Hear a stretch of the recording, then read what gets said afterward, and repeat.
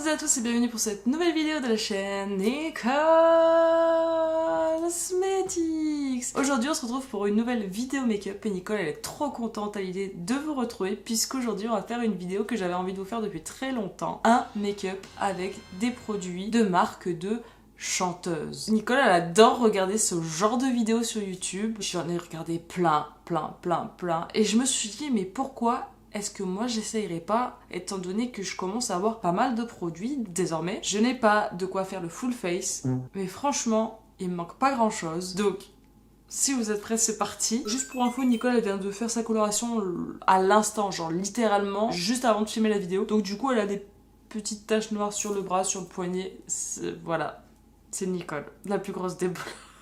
Là ce que je vais faire c'est que je vais faire ma petite préparation habituelle parce que malheureusement je n'ai pas de base, pas de baume à lèvres, ni base pour les yeux de marque de chanteuse, mais on se retrouve tout de suite pour des produits de chanteuse. Et je rêvais pouvoir dire de chanteur et de chanteuse, mais je n'ai que des marques de chanteuses, pas de chanteurs. Bref, à tout de suite. Et voilà, Nicole, elle a appliqué son baume à lèvres Murmure Butter de chez Physicians Formula sur ses lèvres, sa base ELF Power Grip Primer sur son teint et sur ses yeux, la base de chez Beauty Bay. Et on va commencer par le premier produit de chanteuse. Il s'agit d'un produit de la marque R&M Beauty, la marque d'Ariana Grande. Elle s'appelle la Midnight Shadows en teinte Baby Doll. C'est mon amoureux qui vient de me l'offrir. Il a vu cette palette, il l'a trouvée très jolie et il a dit qu'elle était parfaite pour moi.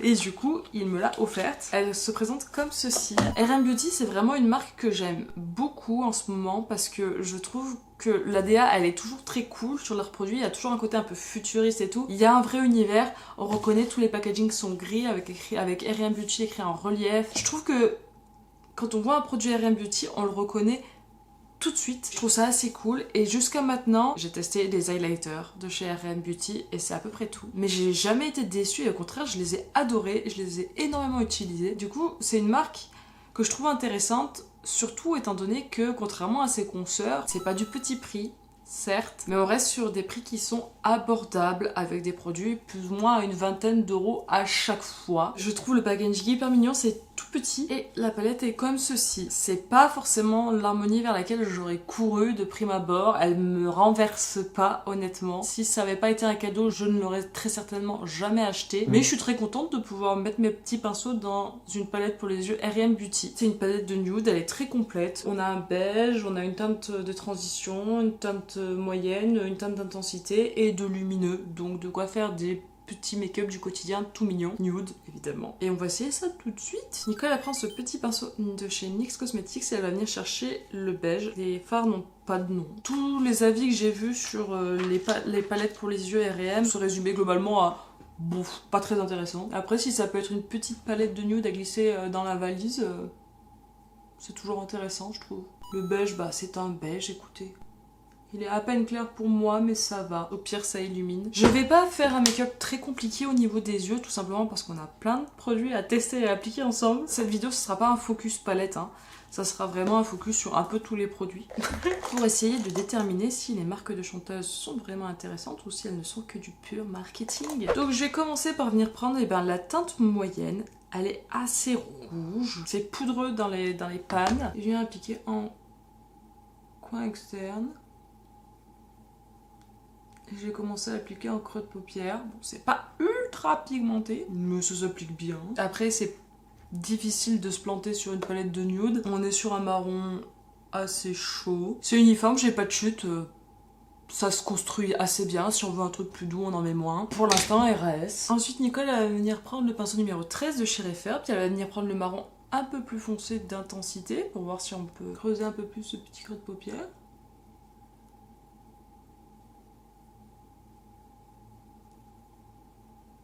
Ça se mélange bien. C'est poudreux dans le pan. C'est juste ça qui est un peu chiant.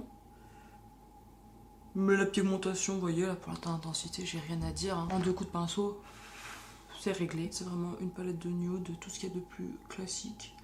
Mais ça fonctionne. Donc qu'est-ce qu'on peut lui demander de plus? Rien. Je vais prendre le pinceau 14 et je vais venir chercher la petite teinte de transition. Comme ça, on aura testé tous les formats. Et on vient finir au dégradé. Ça se fond vraiment tout seul. Ça se dégrade très bien, c'est hyper facile à appliquer, j'ai pas de chute de mat, ça m'a pris 2 minutes et demie à le faire. On va tester les fards lumineux, donc j'en ai deux. Ce qu'on va faire, c'est que le plus foncé, je vais le mettre là, et puis l'autre, je le mettrai en coin interne. On va essayer de l'appliquer au pinceau, je prends ce petit pinceau plat. Ça a l'air assez crémeux, mais ça se prélève au pinceau. Il est bien doré, j'aime bien. Donc au pinceau, ça marche. On va essayer au doigt, c'est assez crémeux et doux sous le doigt. Est-ce que j'ai plus de pigmentation? J'essaie sur la trait pour pas être biaisé. Ouais, c'est un peu plus impactant au doigt, mais comme souvent dans les fards lumineux. En attendant, on peut très bien le construire au pinceau. C'est un joli doré, un maquillage bien chaud. Je vais venir juste réintensifier un petit peu mon creux de paupière. Donc je reprends mon marron foncé et je vais venir retravailler autour du fard lumineux et je vais redégrader avec mon petit 231 et je viens finir mon dégradé avec ma petite teinte de transition et vraiment ça se fait tout seul, c'est très sympa, je passe un bon moment. Hop. Alors, est-ce que cette palette, elle révolutionne le game des palettes? Est-ce que cette palette est un game changer? Est-ce qu'elle était absolument nécessaire à sortir? Est-ce qu'elle était révolutionnaire? Absolument pas. C'est pas une palette qui va apporter quoi que ce soit au monde du maquillage. Mais c'est une bonne petite palette de neutre. C'est un bon basique. La formulation est bien. C'est agréable à utiliser. Ça se fait vite. C'est petit. C'est compact. J'ai rien à reprocher à ce produit. Vraiment. Je le trouve très sympa. Donc je m'arrête là pour l'instant. Et puis on va passer au teint tout de suite. Et en produit teint de marque de chanteuse, j'en ai deux. Le fond de teint stick Fenty Beauty, le Ease Drop, qui est dans mon Project Pan annuel que j'ai déjà beaucoup utilisé. Je sais plus combien il coûte, mais il est cher parce qu'il y a un tout petit grammage. Mais honnêtement, c'est un produit que j'aime beaucoup. Je l'utilise souvent quand je veux un teint très léger mais qui tienne toute la journée et qui évolue bien et qui vieillisse bien. Je le trouve très très joli. Il est peu couvrant, donc avec un full glam, c'est pas l'idée du siècle. Mais pour un petit maquillage, genre typiquement ça, petit teint comme ça, c'est nickel. Fenty Beauty, c'est la marque de Rihanna, qui elle pour le coup a une assise, je pense que c'est la marque de chanteuse avec le plus de crédibilité. Elle l'a décliné en Fenty Skin, donc avec une marque de skincare. Elle a fait Savage X Fenty où c'est de la lingerie. Elle a sorti là très récemment Fenty Air. Donc vraiment c'est un empire. Elle fait plus de musique hein, Rihanna, elle fait quasiment plus que ça. Et même quand elle est venue chanter au Super Bowl ensemble jusqu'aux yeux, elle a profité pour faire de la pub pour un fond de teint poudre quoi. Enfin bon bref, donc c'est un empire Fenty. Et tous les produits que j'ai testés de chez Fenty sont excellents. Donc c'est vraiment une bonne marque. C'est même plus du marketing étant donné que j'ai l'impression, je me trompe hein, très certainement, je connais pas grand chose en show business, mais j'ai vraiment l'impression que Fenty c'est devenu l'activité principale de Rihanna, beaucoup plus que la musique, donc c'est pas un coup marketing pour se faire un peu d'argent de poche en plus en tant que chanteuse, c'est vraiment devenu une vraie chef d'entreprise et c'est pour le coup une vraie entreprise qui marche et qui est établie depuis un moment maintenant et qui a une grande crédibilité je trouve. Mais on va pas utiliser ça aujourd'hui parce que je vous l'ai déjà montré plein de fois, c'est un excellent produit, mais du coup aujourd'hui on va tester un nouveau fond de teint que je n'ai jamais utilisé, qui est un fond de teint lui aussi de chez R&M Beauty, Ariana Grande. J'en ai entendu énormément parler, j'ai hésité quand je l'ai acheté entre le fond de teint House Labs, donc la marque de Lady Gaga, et le fond de teint R&M. Le fond de teint R&M est beaucoup moins cher que le fond de teint Lady Gaga, mais tout le monde va trouver ce fond de teint très bien, j'ai vu aucun avis négatif et j'ai vu plusieurs personnes dire que le fond de teint de Lady Gaga était lumineux et donc pour les peaux grasses, surtout en pleine canicule, c'est pas l'idéal. Donc j'ai préféré prendre un fond de teint plus safe et moins cher en prenant du coup le R&M Beauty qui s'appelle Sweetener Foundation et je l'ai en teinte Fer 9 NG. J'ai un peu eu du mal à trouver ma teinte et je me suis un peu plantée, il est un peu clair. Mais on va le tester quand même. Le packaging, c'est du plastique, donc c'est léger. Il est fin, c'est vraiment un packaging spécial. J'en ai jamais vu des fonds de teint comme ça, plus étroits. Généralement, c'est plutôt des ronds, les fonds de teint, ou plats. Là, c'est une forme, je trouve, qui est assez cool, un ovale. Et donc, on va tester ça tout de suite. Mais je vais le tester, non pas à l'éponge comme je fais toujours, mais avec le pinceau fond de teint R&M Beauty. J'en ai entendu, pareil, que du positif, il a vraiment une forme originale je trouve, il est super futuriste, il a trop la classe, c'est mon amoureux qui me l'a offert parce que quand il a vu ce pinceau sur internet, il m'a dit mais il a l'air trop stylé, je veux le voir en vrai, donc du coup il me l'a offert et je le remercie du fond du cœur. Et du coup bah on va essayer ça, je ne fais jamais mon teint au pinceau, donc si c'est raté, il se peut que ce soit parce que Nicole ne sait pas appliquer du fond de teint au pinceau, mais on va voir si du coup il est bien et si c'est vraiment facile d'appliquer le fond de teint avec. J'ai commencé par appliquer, allez, 2 pompes. Il est assez épais, il se tient, il est pas fluide, donc j'espère que j'en ai pas trop mis. J'en prends un peu sur mon pinceau et je vais venir en poser à des endroits. Et je vais venir commencer à l'appliquer en faisant des petits mouvements. Il est hyper couvrant. En fait, une pompe, c'était peut-être sans doute suffisant. Le pinceau, il glisse bien sur le teint. Et il est effectivement trop clair, mais il s'étire de ouf. Donc une pompe, c'était clairement suffisant pour le full face. J'ai l'impression de faire de la peinture. Le pinceau, la forme, elle est cool. Vous voyez, ça s'applique bien. Du coup, ça fond bien le fond de teint. Là pour moi c'est difficile de vous dire ce que j'en pense du fond de teint parce qu'il est vraiment trop clair, donc là ça fait clairement masque, mais ça fait masque parce que ça se voit qu'il est trop clair. J'ai mis, je pense, trop de matière parce qu'il est quand même très couvrant. Faudrait que je l'essaye à l'éponge et faudrait que j'essaye le pinceau avec d'autres fonds de teint que je connais. Et à savoir aussi que le fond de teint il est assez épais, donc si vous avez la peau sèche, peut-être que vaut mieux vous diriger vers le Gaga. Moi qui fais beaucoup de sébum, je pense que c'est pas déconnant d'avoir un fond de teint plus épais, mais j'en ai clairement trop mis. Faut que je continue le make-up pour voir ce que ça donne avec l'anti-cerne, avec la poudre et tout. Et la teinte, c'est un fail total.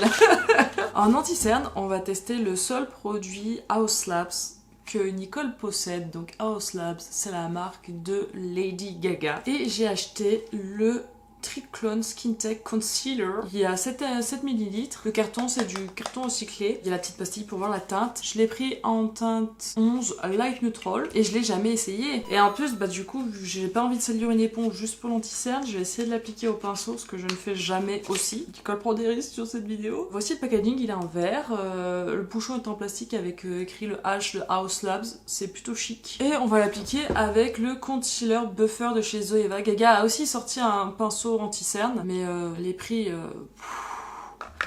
chez Haus Labs sont extrêmement élevés. Et en fait, Gaga, elle avait sorti une première fois Haus Labs, une première version qui avait été démolie de partout sur internet, et elle a totalement rebrandé sa marque pour un truc avec une communication hyper clean, hyper épurée, hyper machin, pas très monster, vous voyez quoi, plutôt très lisse, très épurée en fait, assez surprenant de la part de Gaga, mais depuis ce rebranding, tout le monde s'extasie assez devant ses produits et du coup j'avais envie de tester. Et à la base je voulais prendre tout, fond de teint, anti-cerne, bronzer, blush, highlighter, mais bon à un moment donné il a fallu faire des choix. Je vais commencer par en mettre un tout petit peu. Il est plus foncé que le fond de teint. Ça va être une catastrophe, mais ça sera pas de la faute des produits. Ça sera plutôt de la faute de Nicole qui ne sait pas choisir ses teintes sur internet. Donc je vais les placer sur mes cernes. Je vais en remettre un petit peu. Pour l'instant, j'aime plutôt bien. Et je préfère avoir mes anti-cernes à ma carnation plutôt qu'une teinte plus basse, plus claire. Je le trouve naturel. Il est pas trop brillant. Il est pas aussi épais qu'un Shape Tape. Et même moi qui suis pas douée pour appliquer mes anti-cernes au pinceau, je trouve que ça se passe très bien. Et franchement, j'aime bien. J'aime vraiment bien. La teinte, je la trouve bien pour moi. Il va passer P1 de mes anti-cernes, je pense. Pareil, il faudrait que je l'essaye à l'éponge pour voir mon ressenti. Mais vraiment, je le trouve joli. Je le trouve vraiment joli. J'aime vraiment beaucoup. Alors, c'est pas la couvrance atomique, mais moi ça me dérange pas. Je préfère que ce soit plus naturel, plus fondu, plus joli, plutôt que d'avoir un énorme rond blanc autour des yeux. J'aime beaucoup. Je trouve qu'il comble bien en plus les aspérités.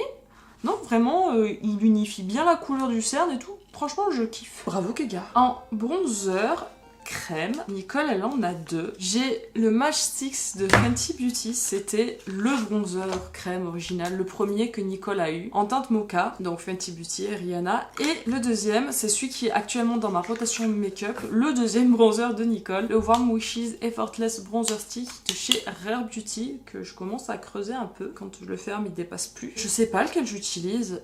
Lui, je vous le montre souvent ces derniers temps parce qu'il est dans ma rotation. Lui, je voulais beaucoup montrer un début de ma chaîne, mais ça fait longtemps que je l'ai pas utilisé. Je vais utiliser celui-là. Celui-là, je peux... Donc Rare Beauty, nouvelle marque de chanteuse, Rare Beauty, c'est la marque de Selena Gomez. Et pareil, Rare Beauty, elle a fait sensation, ses bronzers, crème, ceux-là là, carton, ces blushs liquides ils sont viraux littéralement. Les highlighters Rare Beauty c'est pareil, c'est une dinguerie et tout le monde adore Rare Beauty. Je connais personne qui a testé Rare Beauty qui n'ait pas aimé Rare Beauty, moi y compris. C'est vraiment fin, c'est chic, les packaging ils sont épurés, ils sont shadés, c'est beau, c'est un peu cher, mais c'est hyper bien et j'adore ce bronzer, il glisse tout seul, il est incroyable, tu peux l'appliquer directement sur le teint, ça marche du feu de Dieu, c'est un super produit.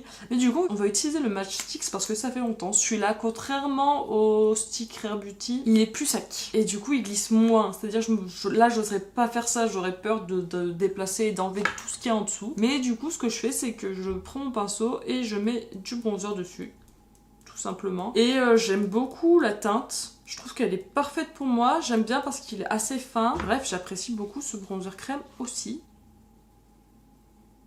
Donc je l'applique comme ça là, au niveau de mes pommettes. Est-ce que c'est celui que je vous recommanderais, le Fenty? Pas forcément. C'est un produit qui est ancien chez Fenty Beauty, le Match Stix bronzer. Donc moi je vous recommanderais peut-être plus le Rare Beauty, qui glisse mieux, qui est plus récent, qui se fond mieux, Mais en attendant, moi j'aime quand même le Match Stix. Et puis il y a une valeur sentimentale avec le Match Stix, c'est mon premier quoi. Et pareil, je l'ai descendu un peu, mais il en reste beaucoup. Et j'aime bien l'appliquer comme ça parce que du coup ça me permet vraiment de construire et de pas trop me tromper. Je vais l'appliquer un peu sur mes tempes, ça réchauffe. J'aime bien, je trouve que vraiment la teinte là sur moi elle est chouette. Et je trouve le rendu assez naturel. Ça fait pas mal de réchauffer un peu son teint, mais j'ai toujours l'impression d'avoir un gros masque sur la tronche. Donc on va poudrer, parce que je n'ai pas de blush liquide, je n'ai pas acheté les blush liquides Rare Beauty. Et je n'ai pas acheté les highlighters liquides Rare Beauty non plus. Et on va se poudrer avec une poudre d'une marque de chanteuse. La poudre Fenty Beauty. Alors, je sais pas si vous verrez, mais Nicole elle a fait les 3/4, il reste ça en poudre. Je l'aime beaucoup, je l'utilise pour mon contour de l'œil, mais j'utilise généralement pas pour mon full face parce que elle est pas assez matifiante pour ma peau grasse. Je pense pas que ce teint sera le plus beau de ma carrière sur YouTube. Mais on va jouer le jeu. Je vais utiliser celle-là sur tout mon teint et en même temps, vu que le fond de teint RM il est assez sec, je pense que ça va aller. Et puis si ça va pas, ben je le saurai. Bien poudrer à la houppette. Comme j'ai pas l'habitude de poudrer à la houppette aussi, c'est bien. Nicole elle se met des balles dans le pied tout seul aujourd'hui. Et vraiment une fois poudré il est beau hein, l'anti-Sainte Gaga. Et la poudre Fenty je l'aime beaucoup, elle est parfumée, elles sont bonnes je trouve. Mais ce que j'apprécie c'est qu'elle floute, elle lisse le dessous de l'œil. Donc j'adore. Même sur un anti-Sainte pas beau c'est beau, alors là vu qu'en plus j'ai un anti-Sainte qui est beau, et ben je trouve ça cool, j'aime mon contour de l'œil, j'aime ce qui se passe. Et on va voir ce qui se passe en poudrant tout le teint avec ma poudre Fenty. Je sais pas bien poudrer avec la houppette, oh mon dieu. Et je vais finir en passant avec un gros coup de pinceau. On lésine pas sur la poudre, surtout que je sais que celle-là elle est pas assez matifiante pour moi. Et ben c'est vachement moins horrible une fois poudré. Mais il faut que je mette du bronzer. Nicole elle a pas acheté le bronzer de Lady Gaga parce qu'il y avait plus sa teinte quand elle a passé commande chez Sephora, donc je vais tricher et puis je vais prendre juste un petit peu du Big Bronzer de chez Nocibé pour réchauffer un peu mon teint parce que là c'est pas possible. Voilà, pas plus. Ça reste toujours clair, hein, mais là je rattraperai jamais en fait. Faudrait que j'utilise ce fond de teint quand il sera à ma teinte. Je me suis un peu énervée sur le menton. Donc voilà pour la poudre, je sens que le teint il va pas tenir du tout. Non pas parce que la poudre Fenty n'est pas bien, mais c'est juste que elle est pas assez matifiante pour une peau comme la mienne. Et on va continuer au niveau des catastrophes, parce qu'en blush, du coup, j'en ai qu'un. C'est le Hyper Nova Satin Matte Blush en teinte Pinking of You de chez R&M Beauty. C'est la première fois que j'utilise aussi. Et on est sur un blush rose bébé. Et c'est pas forcément la teinte que j'aurais mis avec ma carnation actuelle avec ce make-up des yeux. Mais j'en ai qu'un, donc on va jouer le jeu. J'en mettrai peut-être pas beaucoup. J'en prends un peu sur mon pinceau. J'adore le packaging, le petit trou là pour voir la teinte, je trouve ça trop cool. Et il y a les petites vagues comme sur les highlighters. Et ce qui est cool aussi, c'est qu'on a la pastille sur la boîte. Donc c'est pratique. Je sais pas comment c'est pigmenté, donc j'ai bien le tapoter. Et je vais venir doucement. C'est pigmenté. Mais vraiment c'est rose quoi. C'est la teinte que j'ai choisie. C'est juste qu'avec un make-up marronné comme ça, j'aurais sans doute préféré une teinte plus neutre. Mais on est là pour jouer le jeu, on est là pour se maquiller avec les marques des chanteuses. Le blush a l'air bien, il est pigmenté, il se voit bien. J'y vais très doucement, hein, mais je sens que je peux le construire et je peux le construire très fort d'un coup si j'ai envie. Je trouve qu'il se travaille bien. Je le trouve très mignon. Très mignon. J'ai rien à dire.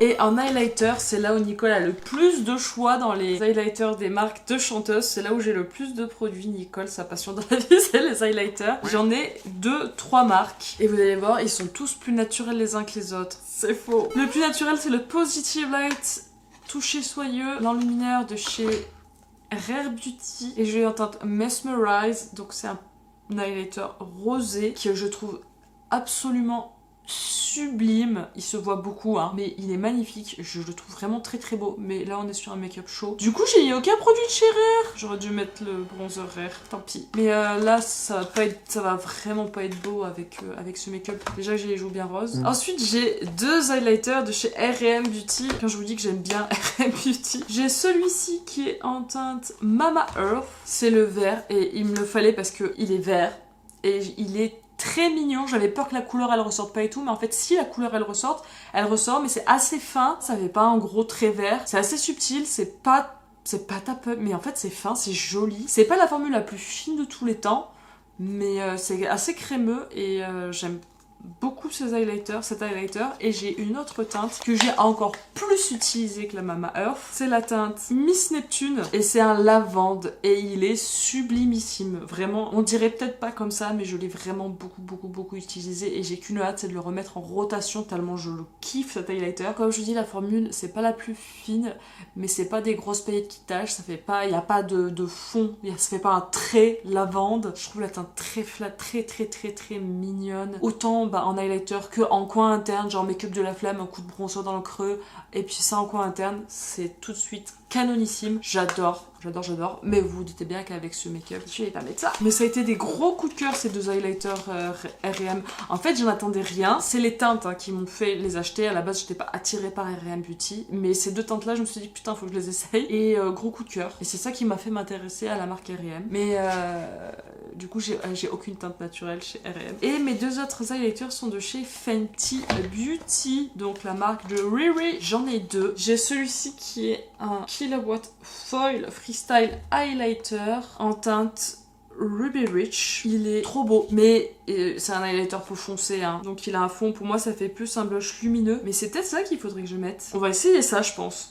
Je l'ai très peu utilisé parce que du coup il est foncé pour ma carnation, donc il est pas simple à utiliser, mais en même temps c'est moi qui ai choisi cette teinte. Et sinon j'ai le sempiternel Trophy Wife, c'est pareil, c'est le premier highlighter que je vous ai montré sur ma chaîne, qui est incroyable, que j'ai beaucoup utilisé, qui est l'highlighter doré, et il est magnifique et il pourrait aller très bien avec ce look. Mais j'ai envie de voir si celui-là il peut pas réchauffer un petit peu mes joues roses. Et je vais y aller tout doucement. Je vais prendre ce pinceau highlighter de chez Noje Beauty et je vais venir essayer de l'appliquer en topper de blush un peu lumineux.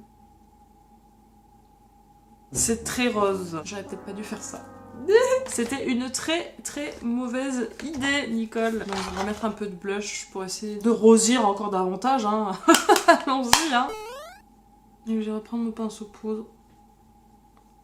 Et je vais essayer de l'étendre. Putain, on le voit bien, le Ruby Rich, hein. Il est vraiment joli, hein. Mais il est vraiment dur à utiliser, lui. Je pensais qu'il allait plus rougir que rosir, mais il a rosi. Et donc on change notre fusil d'épaule et on va venir chercher le Trophy Wife, qui lui est un doré et qui devrait réchauffer notre teint. Bah oui Nicole, c'est ça qu'il fallait faire depuis le début. Il est tellement beau. Ça fait un truc rose gold du coup. Seconde triche de la Nicole. On va prendre la petite poudre Airbrush Brightening Flawless de Charlotte Tilbury, qui n'est pas une chanteuse. Faut venir essayer de fondre tout ça, mais j'ai pas de poudre de finition de chanteuse. Et clairement la poudre Fenty, elle peut rien faire pour moi à ce niveau-là. Mais est-ce qu'il est pas trop beau ce Trophy Wife? Moi je ne me remettrai jamais de cet highlighter en vrai. Et je viens fondre un petit peu mon teint, un petit peu mieux mes joues. Mais comment il a tout sauvé, hein, le Trophy Wife. Ma barrette, elle m'a dit mange tes morts. Bah voilà, on va s'arrêter là pour le teint pour l'instant. Donc on va finir le make-up des yeux. Nicole, elle prend ce petit pinceau plat de chez Lethal Cosmetics. Et je viens de prendre le petit marron moyen et je viens l'appliquer un ras de cils inférieur. Même sur la poudre, ça marque bien. Et je reviens prendre ma petite teinte de transition. Et je viens flouter tous les bords de mon make-up. Franchement, les dégradés, c'est trop bien avec cette palette. Et du coup, en coin interne, on va tester le deuxième fard lumineux avec ce pinceau plat. Qui est pas éminemment plus clair, hein, qui est plus jaune. J'aurais aimé peut-être un poil plus blanc doré, vous savez. Mais bon, ça marche, hein, ça fait quand même son travail d'illuminateur de coin interne. Ben voilà pour les fards. Est-ce que je vais vous dire, courez chez Sephora, vous l'achetez, c'est un indispensable? Non, mais c'est une bonne palette de basique qui est sympa, qui se travaille bien, qui est facile, on prend pas de risque, on peut pas se tromper. Une bonne palette de voyage, moi je la trouve cool. Je suis contente de l'avoir, honnêtement. Je remercie mon amoureux pour ça, parce que sinon j'aurais jamais testé. C'est pas transcendantal, mais c'est simple, efficace, ça fonctionne, c'est une valeur sûre. Donc je valide cette palette. Et donc là Nicole elle va couper, elle va faire ses petits sourcils, son crayon et son liner, parce que je n'ai pas de produits de chanteuse dans ces catégories. Et puis je vous reprends pour le mascara et les lèvres. À tout de suite. Et revoici Nicole, mon épiki qui m'a un peu pété à la gueule. Du coup, le liner c'est pas fifou, mais vous avez l'habitude.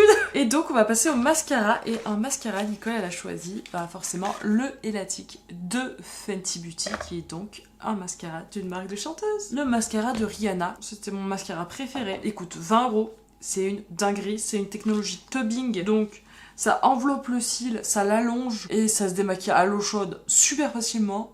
Le problème c'est qu'il commence déjà à sécher, du coup il commence à devenir plus épais, plus difficile à travailler, et je vais me taire parce que j'ai peur de faire n'importe quoi.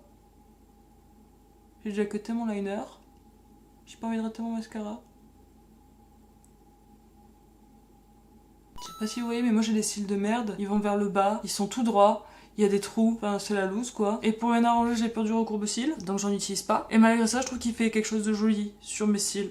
Donc je l'aime bien. J'essaie d'y aller doucement parce que jusqu'au dernier moment, je suis capable de me le foutre dans l'œil et de me faire pleurer ou de me le poser sur le pif, enfin de faire n'importe quoi. Mais je trouve que vraiment il est joli ce mascara. Et puis pour 20 €, je trouve que ça vaut vraiment le coup. Et on va terminer par les lèvres, avec aussi un produit Fenty Beauty. C'est mon seul produit lèvres et c'est même pas moi qui l'ai acheté, je l'ai eu en cadeau sur une commande Sephora. C'est un Gloss Bomb Heat, donc c'est un gloss repulpant, donc ça qui arrache la gueule. Et il est en teinte Hot Cherry et il sent la cerise. Je sais pas si c'est le truc le plus approprié avec mon make-up, mais c'est mon seul produit lèvres de chanteuse, donc je mets celui-là. Il y a un méga embout.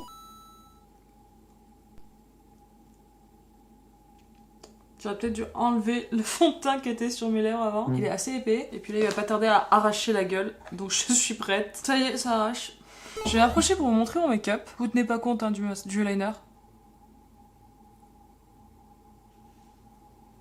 J'ai enlevé ça, parce qu'on peut enlever maintenant. On a fini le make-up, hein. Il faut que je fasse attention avec mes cheveux, parce que c'est du gloss, donc ça accole aux cheveux. Au début, on voyait arriver sur le marché toutes ces marques de chanteuses. J'ai, comme beaucoup, fait partie des gens qui pensaient que c'était juste pour faire du pognon. Mais en fin de compte, pour les 4 marques, parce qu'on a testé quand même 4 marques aujourd'hui, donc R&M de Ariana Grande, Rare Beauty de Selena Gomez, Fenty Beauty de Rihanna et House Labs de Gaga. Alors House Labs, j'ai testé qu'un produit, donc c'est encore trop frais pour moi pour vous dire si voilà, même si on sent qu'il y a un gros côté marketing dans la marque, étant donné qu'ils l'ont totalement rebrandé pour en faire un truc plus bankable, pas forcément hyper à l'image de Gaga je trouve, mais c'est personnel, mais les produits ont l'air très bien. L'anti-cerne en tout cas banger. R&M Beauty, moi j'adore la DA, je trouve que les produits sont très chouettes, très mignons, c'est vraiment une marque, je sais pas, elle me touche, je la trouve très mignonne. Je suis pas une aficionadeuse de Ariana Grande, mais je sais pas, j'aime sa marque, j'aime l'esprit qu'elle a, j'aime ses produits, j'aime les teintes qui sont un peu originales et tout, j'aime la DA, les travails sur les packaging. Et Rare Beauty et Fenty, pour moi c'est les deux mastodontes qui ont réussi à s'imposer comme des références dans le monde du maquillage et dans les marques